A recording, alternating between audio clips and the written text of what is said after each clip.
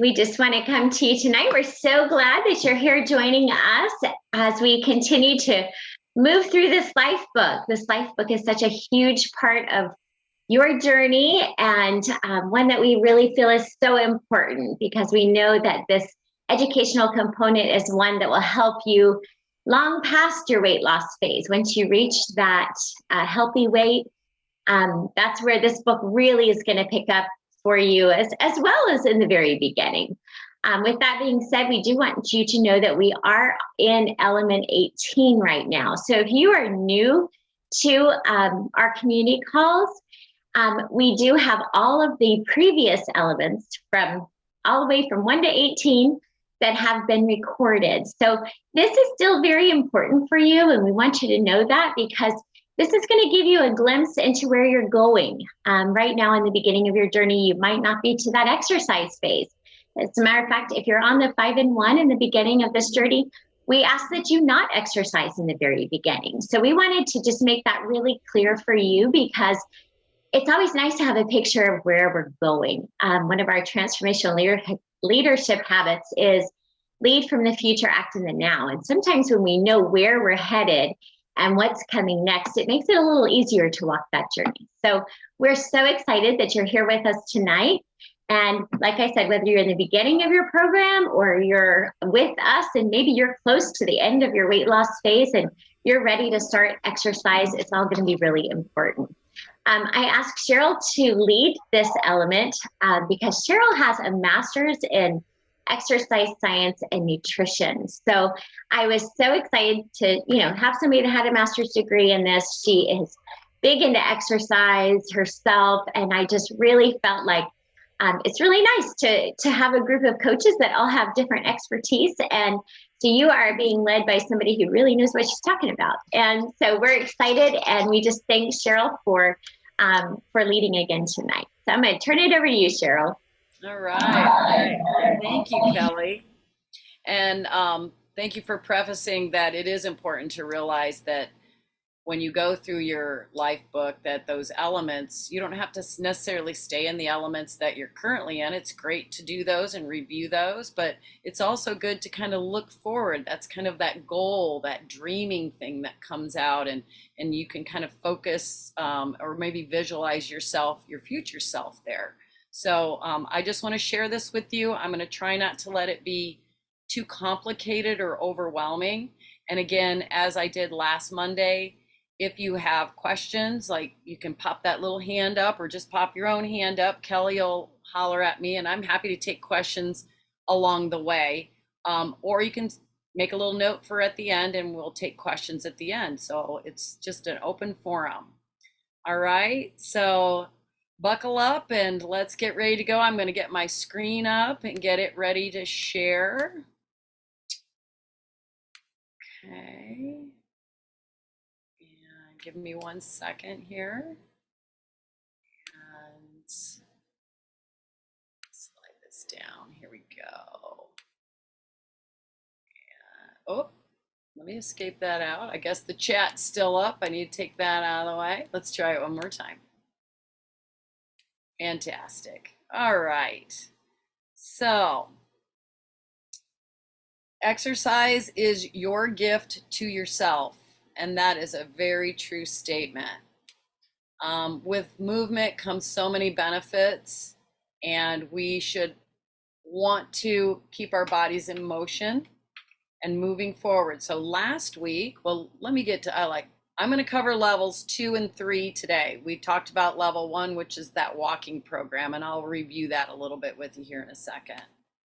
So we want to always start off with Dr. A's quote. So we're talking about exercise activity thermogenesis. That's that EAT. And that's going to help you optimize your health through specific, planned, regularly scheduled exercise. And that exercise is intended to boost your energy output or your energy expenditure. And then that, through that process, helps us improve our overall health. We talked about the NEAT last week. So again, NEAT is those things that we do in and through our normal day. house chores, walking the dog, maybe having a quick little private dance session in our kitchen when no one's watching, those types of things. But it's intended for you to have some awareness that if you do a little bit more in those activities, move a little bit away from automatic things that are done for you, you can burn up to an additional 100 to 300 calories more per day. And that's awesome. That means we're not just sitting in our chairs or at our desks, right? And then we opened up this whole thing with that EAT. And with EAT, it's that exercise activity thermogenesis. And to move into this phase, I put a little bullet up here. I showed you guys this slide last week. But when you're ready, and you're ready when you're out walking 200,000 or 220,000 steps a week for at least 1 month, and that you're comfortable there, and that you're starting to kind of raise that heart rate a little bit. And we talked about heart rate and working between 58 and 65% to begin, and then slowly moving up. And again, all those things are in your life book. And that you're able to do this sustained walking for 30 minutes a day at that increased heart rate. We talked about how to calculate max heart rate and all of those things. So if you need that information, of course, lean into your coach. There were those 3 progressive levels of EAT. One was the level 1 walking and fitness program. We're just starting to walk. And we're going to add just a little bit more of an increased time period. And we're going to understand what our target heart rate is, and then work through our rate of perceived exertion as well. And I covered that as well. Level 2 now is going to be resistance training. And then level 3, we're going to touch on, and that's how you can boost those workouts as you move through. So level 2, resistance training. I put quite a bit on my slides today because I wanted you guys to be able to screenshot those if you wanted to take those away and reflect on them. But you can find all of this in your life book. Again, before starting any new exercise program, please consult with your healthcare provider first, and then sit down with your coach and make sure that you have a plan together and that your coach can help guide you. So in the resistance program, we're going to work either the upper body and core or the lower body and core. And these are the areas of focus in each piece. So upper body, we would work some upper part of our core, chest, latissimus dorsi. These are those long muscles that tie down through your back, your shoulders, and then your arms. And when we talk about arms, we're talking about our biceps and in the back of our arms, the triceps. Lower body, core, lower transverse abdominis area of your core. So that's that space between your pelvis bones. Your thighs or your quadriceps, the front of your legs. Your gluteals, or we just call it our butt muscles, okay? Your glutes. Hamstrings are the back of your upper thigh, and then our calves, which are the back of our lower thigh, our lower leg. And there is work for the front of the leg as well, but we're just going to focus on these to get you started. And if you would like to, you can go to www.habitsofhealth.com/system resources and Habits of Healthy Motion exercise videos, and you will find a plethora of all these exercise videos that will teach you all the nuances of the exercises for each of these major areas of focus. And you can see here in these 2 pictures, this is just an incline push-up. You can use a chair, you can use your countertop in your kitchen. And one of the things I encourage my clients to do is to say, I'm going to do 1 push-up a day, incline push-up off my countertop. And that's going to be part of their habit loop when they go to fuel. They're just going to do 1. Well, some days they come back and report that they did 5 on Tuesday and 8 on Wednesday. So if your goal is just 1, it's something you can do every day. You might end up doing more. And this is a great place to start with getting a little bit of resistance training going. All right, so what's your weekly routine look like? So I want you to take it slow. Number 1, that's so important that you take it really slow. You're going to choose 2 days each week to do your resistance training workouts. So You plan those 2 days of rest between those sessions. So typically you would do a resistance training workout on Monday, walk Tuesday, Wednesday, and then do a resistance training session on Thursday and walk Friday. And then we would maybe take Saturday and Sunday off as rest days again. So there's those 2 days in between. All right. You're going to complete 2 30-minute sessions each week, and they would consist of the following. You would start with a 5-minute warm-up, or of a dynamic warm-up. 5 repetitions of 5 selected exercises. That's going to take you a total of 10 minutes to complete that. Followed by a rotation of 5 different exercises that work those same muscle groups. So again, we go back to the last slide we were on. If we're doing upper body, we would have 2 exercises for each of those. If we're doing lower body, you would have 2 exercises. And again, you'll find those at the videos at your system's resources. You're going to perform each of those exercises with an 8-second contraction, a 4-second hold, and then an 8-second eccentric contraction. So let me explain a little bit about how that muscle belly works. So within the muscle belly are these sarcomeres. And I want you to think of sarcomeres as like a musical note turned on its sides, and they're kind of facing each other. And when you shorten or you begin to curl or contract a muscle, those musical notes kind of like they're grabbing hold of each other and they're sliding up to create that tension to shorten that muscle. And then you're holding it in an isometric contraction for 4 seconds, which causes that sarcomere to really have to focus. And then when you start to extend into that eccentric contraction, those little musical heads hold on to each other and they create, it's a good thing, little mini micro tears in the muscle belly. And those micro tears, when we eat our high protein diets and consume nutritional foods, those proteins come in to fill in those little micro tears and help make that muscle a little larger. And when that muscle gets a little larger, then it needs more energy. And energy is food. So when you have more muscle mass versus fat mass, you require more food to fuel it. Fat mass doesn't require fuel.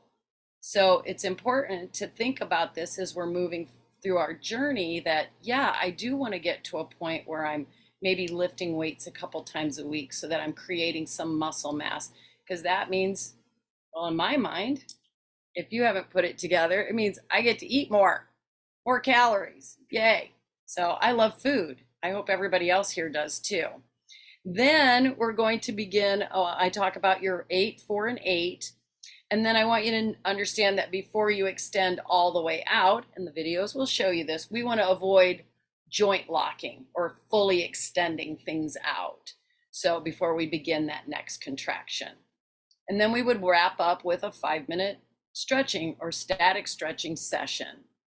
And we would stretch those muscle groups that we just worked. So this is what a typical week might look like. And I love this little slide because it tells you that throughout a typical week of walking 4 flights and doing a 30-minute upper body and then walking to lunch, you've burned 450 calories that day. So if you look down the NEAT system, which is right there, you can see all the little things we can do through our day to create more calorie burn. We clean the closet, wash the car, rake the leaves or whatever. And then with our EAT system, we did 30 minutes of EAT upper body on Monday. On Tuesday, we walked for our 30 minutes. Wednesday, we walked. Thursday, we did our lower body resistance training. Friday, we walked. And then Saturday, we also walked. That's 2,750 calories burned in that 1 week. That's amazing. And this is the type of exercise we want the majority of our clients will lean into, and that's where we want you to go. This is a simple, easy plan, and it only takes about 30 minutes out of your day every day. The benefit to some of those things too is that after an exercise bout, that you're going to burn like an additional a bunch of calories through the day, so it keeps your calorie burning capacity elevated. It's going to increase your basal metabolic rate, that BMR, which is really important, and that changes. So as you exercise, you'll probably want to recalculate your BMR, so that will help you adjust your total caloric intake. I see we got a hand up right now with Ronnie, so do we want to go ahead and grab that? Ronnie, you want to ask your question, please?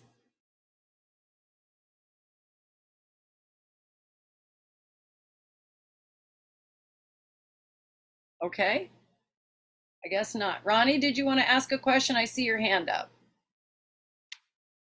No, I'm good. Go ahead.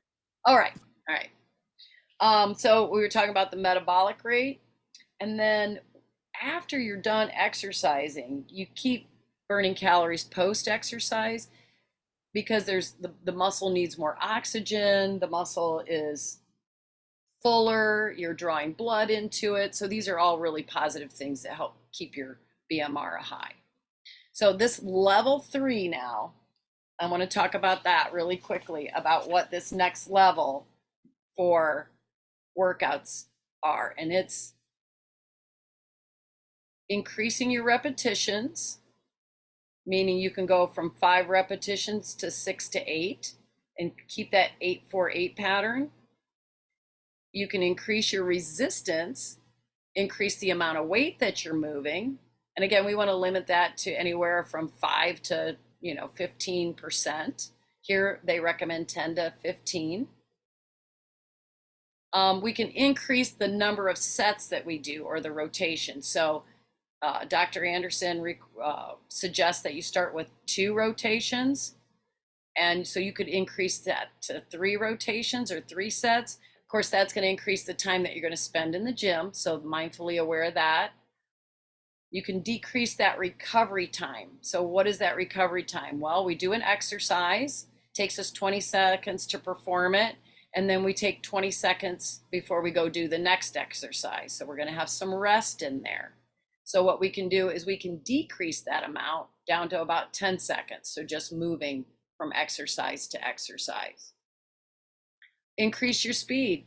So here's where we can change that rate of contraction and eccentric contraction. We can go from an 8-4-8 to a 4-2-4.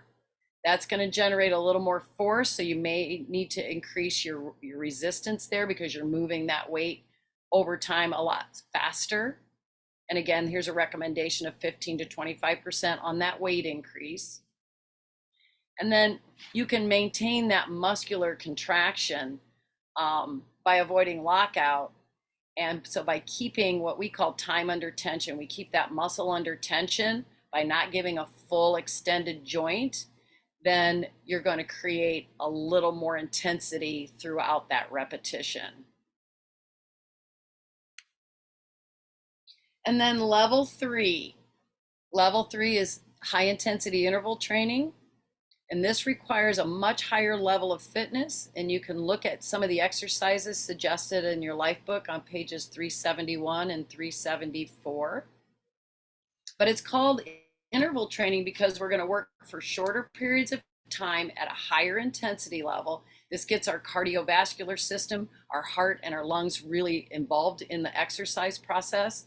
And then we're going to have shorter rest periods between the intense cardiovascular work. So sometimes I'll do a 20 and 10, so 20 seconds of work with 10 seconds of rest, and then we move right to the next exercise. Here, as an example, you're going to work, the W means work, for 45 seconds, and then rest for 20 seconds before you move to the next exercise.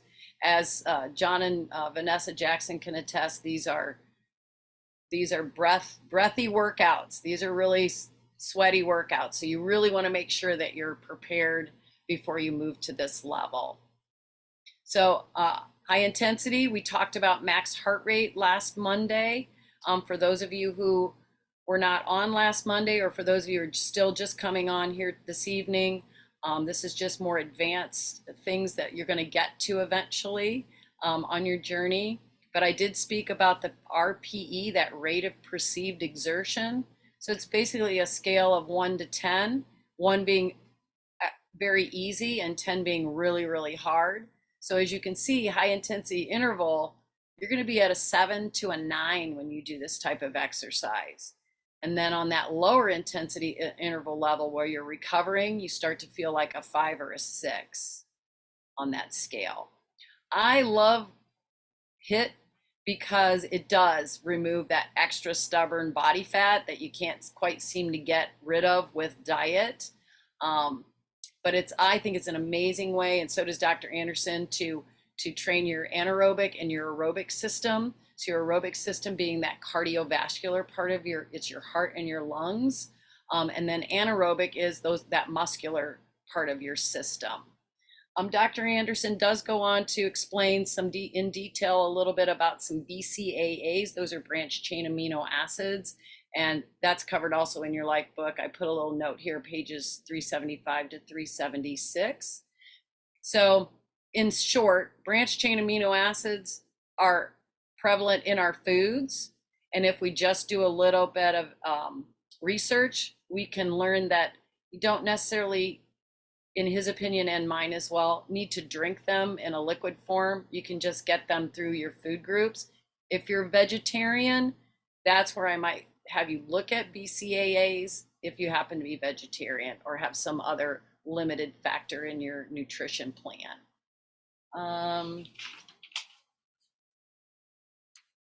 So right here, these are the workout sheets and the tracking sheets. So here's your eat exercise sheet, and then your resistance training sheet. These are really handy. You can download the one on the left from habitsofhealth.com. The one on the right is actually in your life book. I think I made a note there about what page number that's on, but you can get all of these at Habits of Health. And they're a great way to track everything that you have going on and what you're doing. And then it's so much easier for you to share those with your coach, and your coach can kind of advise you as you move through your workouts and your weeks in exercise. So we want to talk about our action steps. So I invite you and encourage you to visit answers.optavia or the habitsofhealth.com systems resources for sure. Your Lifebook Element 18 is very detailed, but again, there's additional information in Dr. A's Habits of Health. So I highly encourage you to go look through there and read those sections that cross talk to Element 18. But most importantly, share your health plan and your exercise healthy motion plan with your coach. And again, do make sure that you get clearance from your physician before you start any type of intense exercise program. I should have one more. There we are. So what actions are you going to take as a result of this element? And I love this slide, so I had to stick this in here because it's so true. Your body is capable of doing so many amazing things. And if we could just free ourselves from that block, that says I can't do it, and we just kind of lean into it a little bit, I think you would be amazed at those endless possibilities that are out there for you at any age.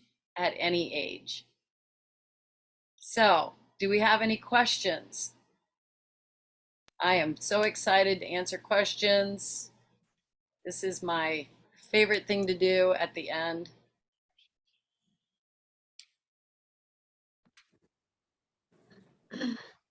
I know this is complicated, so don't be shy.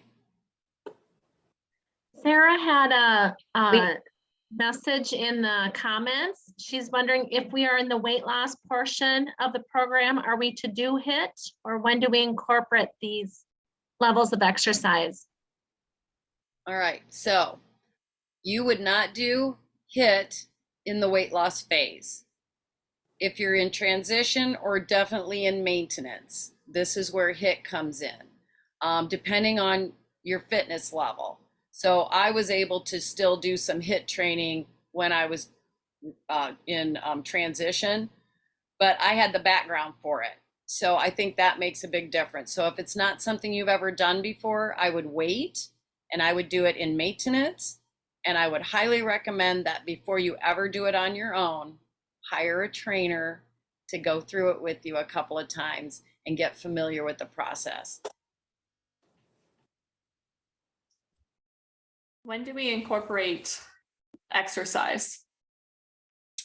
So per the guidelines, we'd like you not to exercise for at least the first 3 weeks, if I'm not mistaken. Correct, Kelly? Yeah. And for at least 3 weeks. And then I recommend to my clients, and your coach may have a different path, but that they just begin with the walking program. Let's just walk to start. Once we've been doing that and we've got our steps increased, then I start incorporating like the push-up on the countertop and a squat from their chair just at when they fuel, and just some baby steps there. And then as they start to get stronger and want to do more, then it's a flight of steps. And, you know, we just slowly start increasing, adding different things. Thank you. Anybody else? I You're have a question. welcome. Bob has a question. All right. Yeah, hi.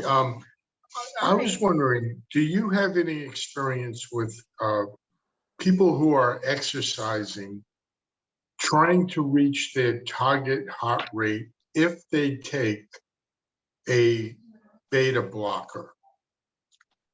Yes. Okay, and that So is, okay. So like, my question is, I'm finding it difficult to get, you know, the formula 220 minus my age, yada, yada, right? So if my resting heart rate is only 53, is it beneficial if I can get it to, let's say, around 75? Well, a low resting heart rate is going to be a byproduct of that beta blocker. That's what I Right. mean. That's what I mean. Like, what should I be shooting for if the beta blocker is causing it to be suppressed? Well, again, this has absolutely nothing to do with your resting heart rate. What we want to do is just do 220 minus your age to get your max heart rate. And then we still want to get those variables for your target heart rate. All right. So it's going to Okay. be harder for you to get that heart rate to where you want it to be in your target heart rate zone. You might have to try something other than basic walking. And that's where I would lean into your coach. And I don't know who your coach is, Bob. Yeah, we've talked about it. But yeah, so you would have to do something a little bit more, and I wouldn't have you doing intervals type things daily. Right. Okay. Thank you. That's also a really good question for your doctor as well, Bob. Well, I did call and talk to a nurse, Good. but you know, I was just wondering, with somebody with a doctorate in exercise, if maybe it was more practical to deal with that almost a lot more. You know what I mean? So I was just wondering. That's why I asked. Yes, yes. And if you were to hire a trainer, Bob, that trainer would be able to show you how to get where you need to go over time. You'd be surprised. I've asked quite a few and they really didn't know. But anyway, that's I don't want to take any more time. Thank you. You're very welcome. Any other questions about the EAT and the resistance training program or high intensity interval training? No? All right. Well, we just want to thank you, Cheryl, for your expertise in this area. And we want to thank you all for joining us tonight. And we look forward to seeing you all next Monday. Have a great night. Thanks, Kelly. Bye-bye. Bye.